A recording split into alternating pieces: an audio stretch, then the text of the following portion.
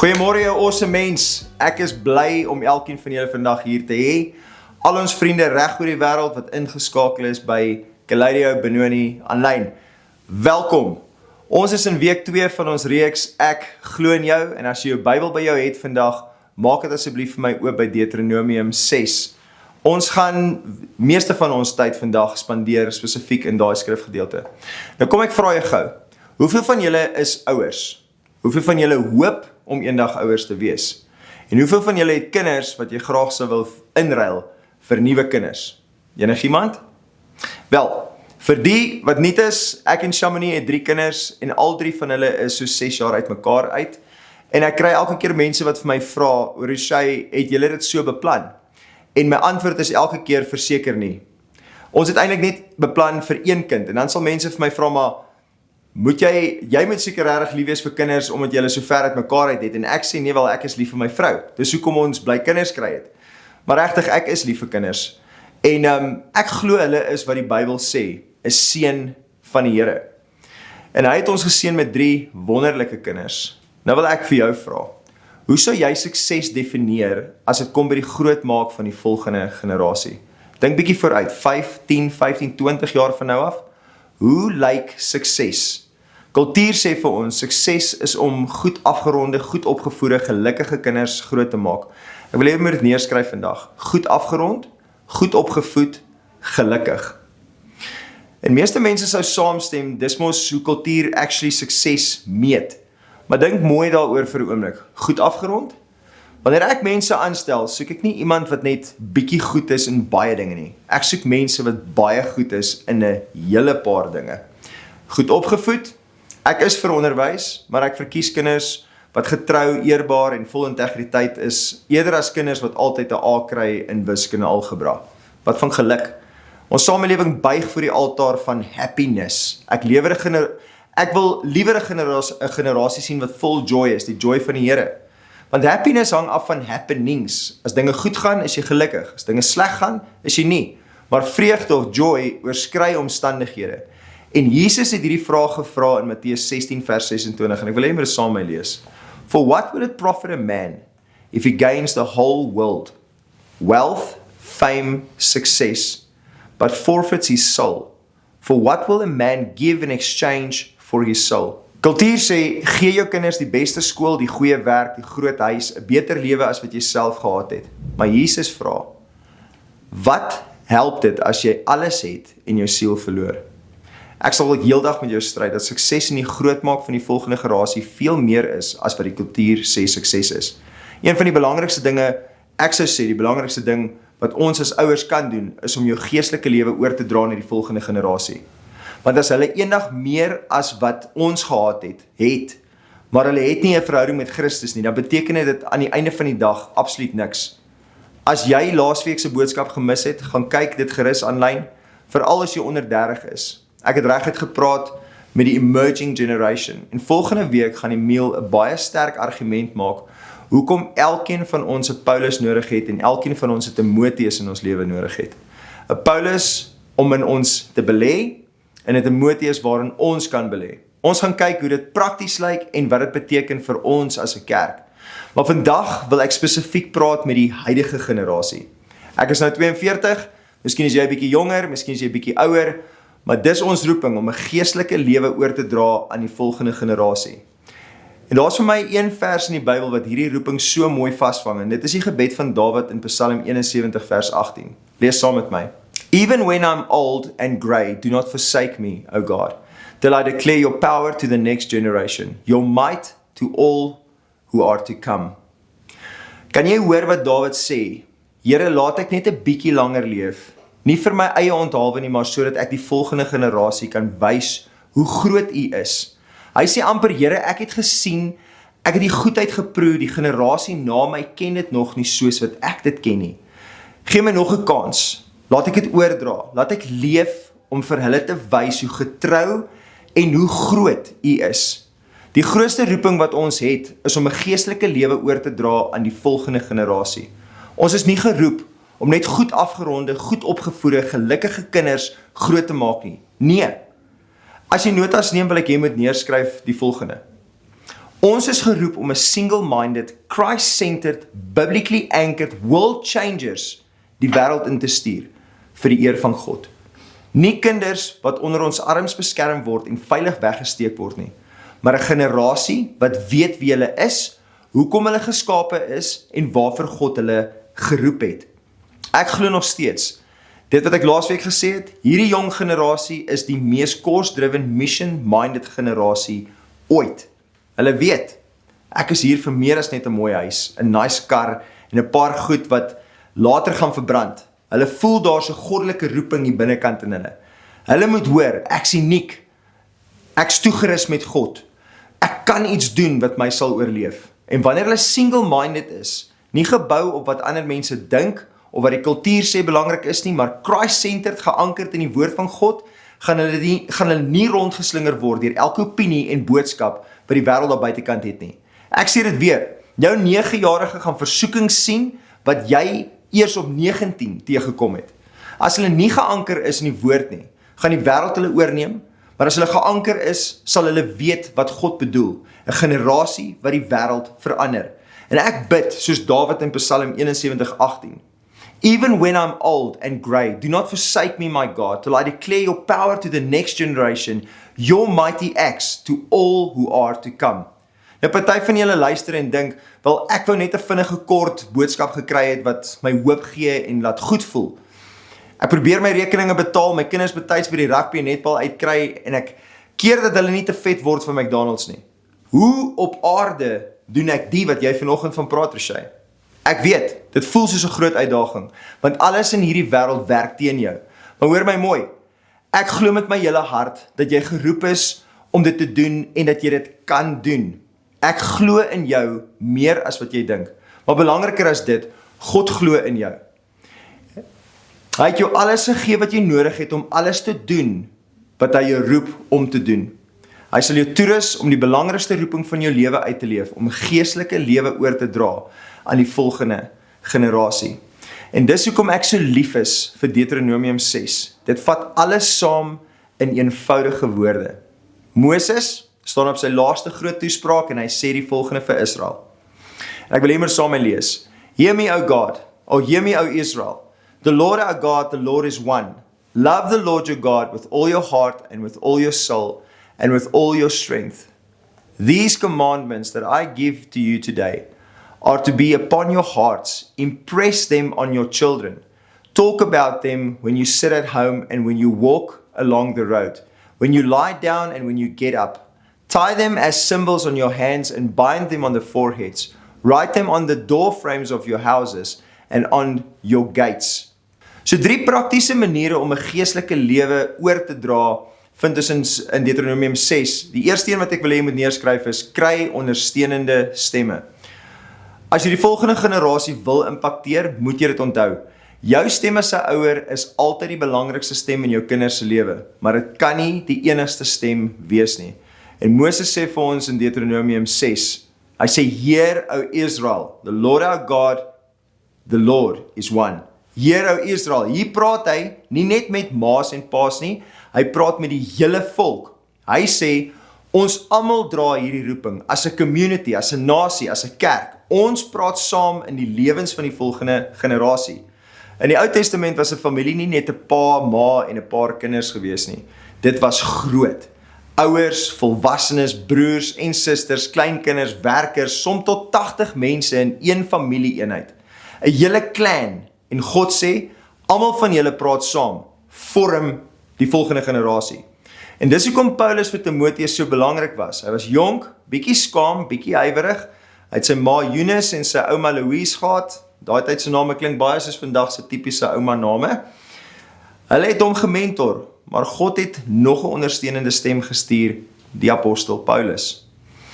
En toe Paulus sê, moenie dat iemand op jou neerkyk op jou jonkheid nie. God het jou nie 'n gees van vreesagtigheid gegee nie, maar van krag, liefde en van selfbeheersing. Het dit anders geklink as wanneer ma en ouma dit sê. Hoekom? Omdat hy 'n geestelike vader was wat dit gesê het en dit bou 'n jong man op 'n ander manier. Ek en Shamini glo sterk hierin dat ons intentioneel ons ondersteunende stemme in ons kinders se lewens innooi. In die laaste paar jaar het ons vriende in ons lewens wat inspreek in ons kinders se lewe as ook ons in hulle kinders se lewens. Ek en my vrou voel geroep om die volgende generasie mans en vrouens te mentor, sodat hulle kan sien hoe 'n gesin funksioneer, die chaos en al. Hulle investeer dan weer terug in ons kinders, want soms sê hulle dieselfde as wat ons sê, maar dan luister ons kinders actually. Ons belê in mekaar se kinders, die paas praat doelbewus in mekaar se kinders se lewens in. So ek sal partykeer een van daai jong manne een kant trek en sê, ek sien jou, ek sien die grootheid in jou, en hulle glo dit, want is 'n ander stem wat inspreek in 'n lewens in. Dieselfde met my dogter. Ons sê vir jare dat sy begaafd in iets is. Sy glo dit nie. Een van die ander mammas sê vir haar en skielik kom sy huis toe en sê net, ek dink dis wat ek gaan doen en ek is soos, hallo, is dit nie wat ons die hele tyd al vir jou sê nie. Maar dis die realiteit. Sodra jou kind 14, 15, 16 is, het hulle ander stemme nodig wat bevestig wat jy sê. So ouers, ek pleit by jou. Kry ondersteunende stemme. En vir die res van julle wat nie kinders het nie, jy steeds 'n ondersteunende stem. Want jy's dalk 'n coach, 'n onderwyser, 'n buurman, 'n konneksieleier, 'n Kaleideo Kids leier. Jy het 'n rol. Jy kom langs die ouers in en help om die volgende generasie wat die wêreld gaan verander om hulle groot te maak. So nog 'n praktiese manier om geestelike lewe oor te dra uit Deuteronomium 6 uit is hierdie: lig die verwagting. Moses sê in Deuteronomium 6 vers 5 en lees saam met my: Love the Lord your God with all your heart and with all your soul and with all your strength. Nou hoor gou. Hy sê nie wees lief vir die Here met 'n deel van jou hart en 'n bietjie van jou siel en net genoeg krag wat jy bymekaar kan maak nie. Dis tog amper hoe ons vandag leef, nê? Kom aan Pieter, probeer net jou beste, wees 'n goeie Christen en doen jou bes. Ek wil vir jou sê nee, God sê met alles, jou hele hart, jou hele siel en al jou krag. God het nooit die standaard verlaag nie. Hy het nie gesê probeer dit en kyk of dit vir jou gaan werk nie. Hy het gesê, jy wil my volg, verloor jou lewe.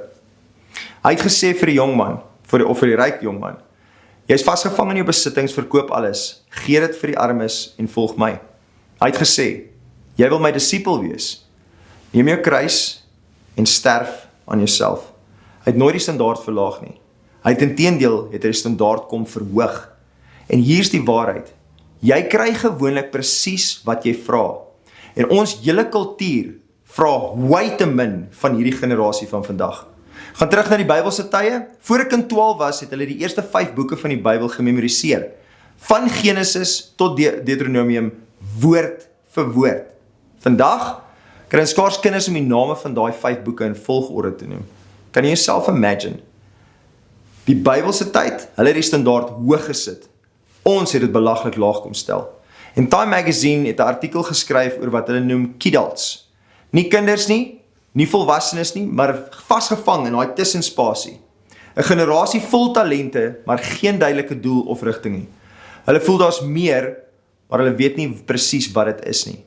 In Bybelse tye, snaaks genoeg, was daar net kinders en volwassenes, geen tussenin nie. Jy's 12, jy vat jou pa se werk oor. Jy's 13, 14, 15, jy kon trou. Vandag, no ways. Nie, ons is way te onvolwasse. Hoekom? Want ons het die standaard te laag gemaak dat ons hulle afhanklik hou en hulle net laat dryf. Wat sê ons vandag vir tieners? Bly in die skool, moenie iemand swanger maak nie, wees net voor middernag by die huis, kry jou graad en oorleef. Geen werk, geen finansiële verantwoordelikheid, geen bediening, geen oproep na volwassenheid, net hou aan bestaan tot die lewe eendag vir jou begin. En ek wil vir jou regtig sê, ek dink is snert, ek dink is stupid. Paulus sê in 1 Korintiërs 13 vers 11, en ek wil hê jy moet saam met my lees. When I was a child, I talked like a child. I thought like a child. I reasoned like a child. When I became a man, I put childish ways behind me. Hy het nie gesê, toe ek 'n tiener geword het, het ek 'n halfpad fase gehad nie. Nee, hy sê, toe ek 'n man geword het, het ek kinderspeletjies gelos. Paulus het nie gesê, toe ek 'n tiener geword het, het ek begin lyk soos 'n groot mens, maar nog steeds opgetree soos 'n kind nie. Maar dis presies wat ons vir hierdie generasie toegelaat het. Jy mag groot lyk, maar klein leef. Ek sê altyd vir mense, ek sien 'n klomp seentjies daar buitekant met baarde, wat voorgee dat hulle mans is. Ek sê vandag vir jou, verhoog die verwagtinge. Kyk hulle in die oë en sê, ek glo daar soveel meer in jou. En jy sal sien, hulle styg tot die standaard wat jy vir hulle stel. Luister, ek wil geen iemand in skuldgevoel plaas vanoggend deur hierdie boodskap, maar ek wil eerlik met jou wees. In ons land sien ons dit al hoe meer. Kinders gradueer van die universiteit af en trek weer by ma en pa in. Studies wys, 70% van kinders kom terug huis toe. En weet jy wat? Ek glo nie dis hierdie generasie se skuld nie. Ek dink dis baie keer omdat ma en pa sê, kom terug, ek sal jou was gedoen, jy bly nog vir 'n rukkie my baba. Kyk, dis nie altyd die einde van die wêreld nie. Ek het 3 kinders, en ek is seker ek gaan ook 'n boomerang kind hê of 2. Ek dink in daai oomblik, dis klaar en skielik kom een van daai en ek hoor 'n geklop aan my deur en hier staan hulle. Maar luister, daar moet 'n punt wees in jou lewe waar jy sê, luister, jy's 35, doen jou eie wasgoed, kry jou eie plek en wees 'n groot mens. Verhoog die verwagtinge. Moenie hulle baby sit tot ewigheid nie, vertel hulle, jy kan nou iets betekenisvols doen, jy kan God lief hê met jou hele hart, hele siel, hele krag. Jy kan jou bediening uitleef op 13, op 19, jou lewe begin nie eers by 32 nie, jy's 21, jy's 'n dienaar van God, vandag. In ons huis hou ons die standaard hoog. Ek vra altyd vir my kinders, wanneer is jy 'n leier of 'n mentor? Hulle weet, hulle sal die antwoord vir jou kan sê, jy's nou daarin, jy's nou in daai rol. Nie eendag wanneer jy die balkie kry van 'n prefek of 'n hoofmeisie of 'n hoofseun nie, jy's nou daai rol. Wanneer word jy soos die CEO van 'n company? Jy leef vandag daarin. Jy trek vandag so aan, jy praat vandag so, jy leef reeds daai leefstyl. So verhoog die verwagtinge by jou kinders en jy kry presies waarvoor jy vra. Ek leer my kinders om te dink soos leiers, en soos eienaars, nie soos werknemers nie. Ekskuus vir daai. Ek leer my kinders om leiers te wees. Ek leer hulle om nie net werknemers te wees nie, maar om eienaars te wees. En dis die punt. Sê vir hulle, jy kan 'n maatskappy besit, jy kan 'n boek skryf, jy kan 'n worship leier wees, jy kan jou onderwyser vir Jesus wen. Verhoog die verwagtinge, want hierdie generasie het meer in hulle as wat ons dink. Ons het hulle te lank vertel wat hulle nie kan doen nie. En is tyd om vir hulle te sê, jy kan. So wat het ons al sover gesien? Ek het met jou gepraat oor kry jou ondersteunende stemme, lig die verwagtinge, en die derde ding en die laaste ding wat ek met jou oor gaan praat is oor jou geloof. Hier is die belangrike een, hou dit reël. As ons wil hê dat die generasie na ons dieselfde geloof, of selfs groter geloof as ons moet hê, dan moet ons dit reël hou. Moses sê in Deuteronomium 6 vers 7 tot 9, en ek wil jy moet saam lees. Impress them on your children, talk about them, when you sit at home and when you walk along the road, when you lie down and when you get up. Tie them as symbols on your hands and bind them on your foreheads. Write them on the doorframes of your houses and on your gates. Wat beteken dit prakties vir my en vir jou vandag? Wanneer jy by die huis sit, dis dalk etenstyd, maak dit normaal om geestelike gesprekke te hê. Praat oor God. En praat oor wat God doen. Wanneer jy langs die pad loop, of in ons konteks, wanneer jy jou kinders vir 'n wie of 'n netbal of ekstra wiskunde klasse vat, gebruik daai oomblikke in die kar om oor jou geloof te praat. Wanneer jy gaan slaap, dis dalk tyd om te bid, hande vas te hou. Elke aand bid ons saam en vertrou God vir sy werk in ons huis en verder. Wanneer jy opstaan, dis oggend, skrif of 'n vinnige family devotion voordat almal uitmekaar spat en hulle dag invaar. Dis die idee. God is nie maar net 'n deel van jou lewe nie, hy is jou lewe. Hy is nie net 'n add-on wat jy byvoeg as jy kans kry nie. Hy is die sentrale punt van alles wat jy doen. Ek hoor dit gedurig. Mense wat my sê, maar ek wil nie die Bybel of geloof afforceer in kinders se kele nie, dan gaan hulle dit reject. Ek verstaan die punt, dit klink reg, maar hier's wat ek uit my eie ervaring uit gesien het. Wanneer dit forceer en daar is skynheiligheid in die huis, wat jy sê, stem nie ooreen met hoe jy leef nie, dan verwerp hulle dit elke keer. So vinnig soos jou oë kan knip, dit is hoe vinnig het uit is by die venster. Aan die ander kant, as jou geloof regtig eg is, sal jou kinders dit sien. Hulle sal die voordele sien, hulle sal die authenticity sien, en meer kere as nie sal hulle hunker na dieselfde intimiteit met God wat jy het. Maar as dit nie opreg is nie, gaan hulle dit ryk. Ek weet nie hoekom nie, maar hierdie generasie het die beste fake detectors wat ek nog in my lewe gesien het. Hulle kan fake uit 'n kilometer uitreik. En jy hoef nie cool of hip te wees nie. Jy hoef net reël te wees. As jy nie reël is nie, gaan hulle niks koop wat jy sê nie. As jy authentic is, sal hulle dit weet. As jy vals is, gaan hulle jou uitvang. Baie mense se geloof lyk soos China borde. Jy weet daai mooi borde wat jou ouma op die kas gehad het? Dis duur, dis special, dis mooi, maar dit word nooit gebruik nie. Dis net daar vir die kyk. En so lyk baie mense se geloof. Ja, daar's God, daar's kerk, daar's Bybel, dis special, dis belangrik, maar dis nooit deel van ons daaglikse lewens nie. En as dit nie deel van jou daaglikse lewe is nie, moet jy nie verwag dat die volgende generasie dit gaan volg nie. Jy wil hê, hulle moet dit leef, dan moet jy dit leef. Jy wil hê jou kinders moet God se woord lees, laat hulle jou sien in die woord wees. Wil jy hê hulle moet mense van gebed wees, laat hulle jou vang op jou knie op die mat, waar jy glo vir groot dinge by God. Wil jy hê hulle moet die kerk sien as 'n prioriteit, dan moet hulle sien dit is 'n prioriteit in jou lewe. Moenie elke kerk geleentheid afskryf vir sport, of slaap of gemak nie. Offer iets op sodat hulle sien, die teenwoordigheid van God en sy mense is belangrik vir jou. Wil jy hê hulle moet die regte vriende hê? Hou op kla oor hulle slegte vriende as jy self nie 'n groep van gelowiges het wat in jou lewe inspreek nie. Wil jy hê hulle moet met integriteit leef? Dan moet jy dalk miskien kyk na jou integriteit en hoe jy leef. Wil jy hê hulle moet ophou jaag na die wêreld se nonsens en begin leef wat saak maak? Dan moet jy ophou skuld maak om goed te koop wat jy nie nodig het nie. Met geld wat jy nie het nie. Jy stuur 'n boodskap uit. Dis wat my gelukkig maak en hulle sien dit.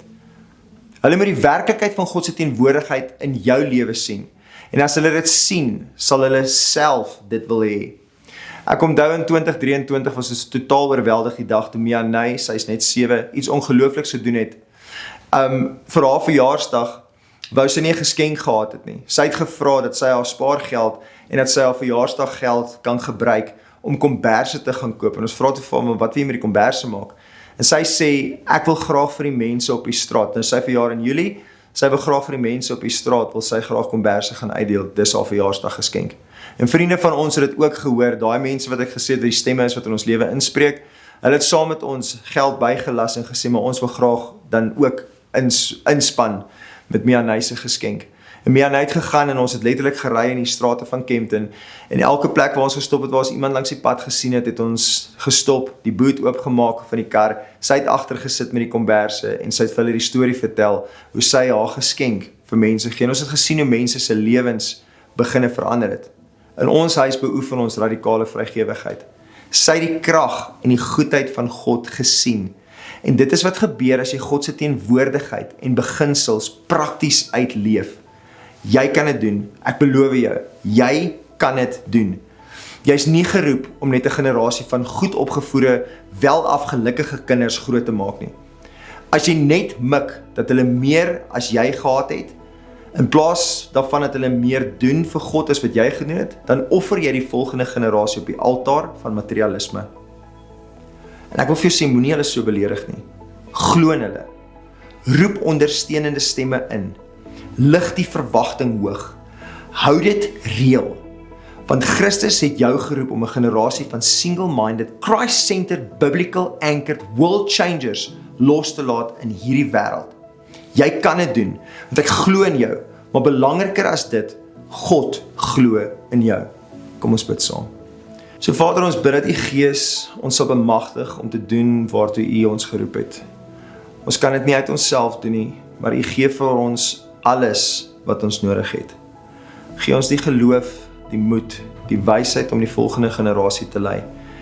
Nie net na 'n beter lewe nie, maar na 'n Christus gefokusde lewe. Mag ons kinders en kleinkinders U krag en U goedheid ken.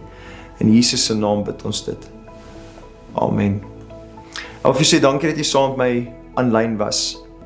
Ek is so opgewonde oor wat God in jou lewe doen.